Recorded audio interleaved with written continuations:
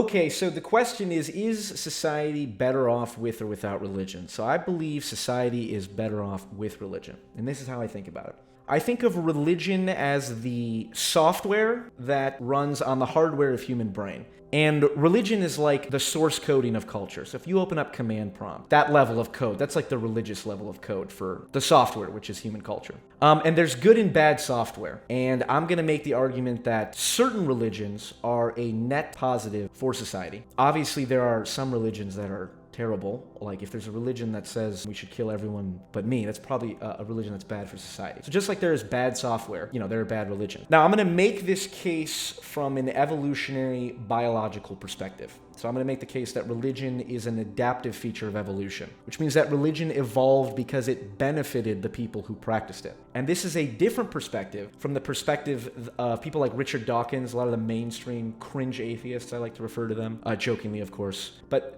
the Richard Dawkins perspective is that religion is a mind virus, a parasitic mind virus, right? So the idea is, just like there are parasites that will hijack the body of a certain animal, a host, and then screw it over.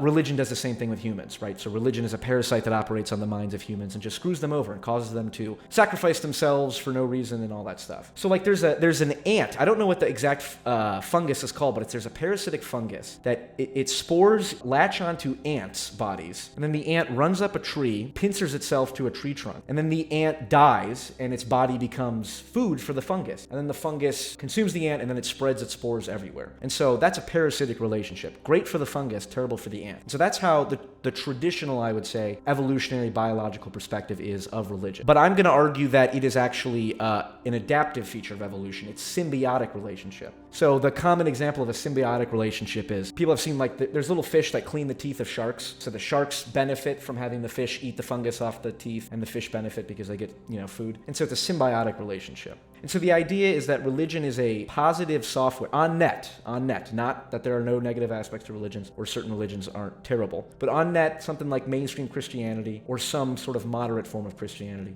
is definitely good for society, good for the people that practice it. I think the nuanced issue that's going to come up in this debate is exactly to what degree or how are we going to balance the negatives versus the positives? Because there are clearly negatives for religion, right? So for example, hating people who do not believe in your God, right? That's a bad aspect of religion. Then you have things like repressing sexuality and regressive sexual taboos. That's all bad. However, the nuance here, when you look at a little bit closer, some of these norms have, again, adaptive value. And the question is, do they still have adaptive value in our modern environment? So for example, like hating people who aren't in your tribe. It's like, that's bad.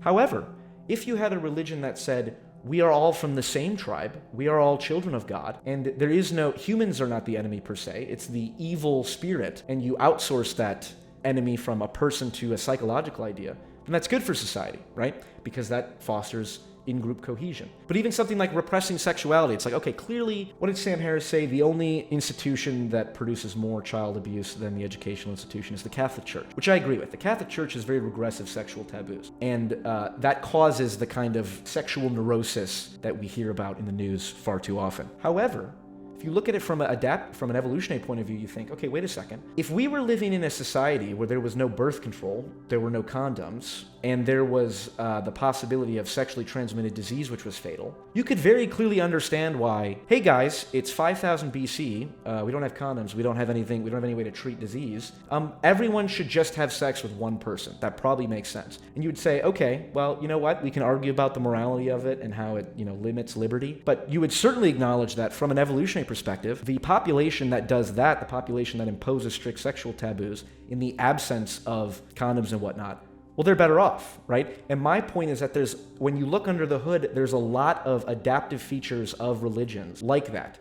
And we obviously can separate the wheat from the chaff, right? We can say, okay, it's probably saying that everyone who has sex before marriage is going to hell, probably not a good idea. And you can see the variations, like in Eastern Orthodox, priests can get married. And as far as I know, the problem with sexual abuse is not nearly as high in the Eastern Orthodox religion as in the Catholic religion.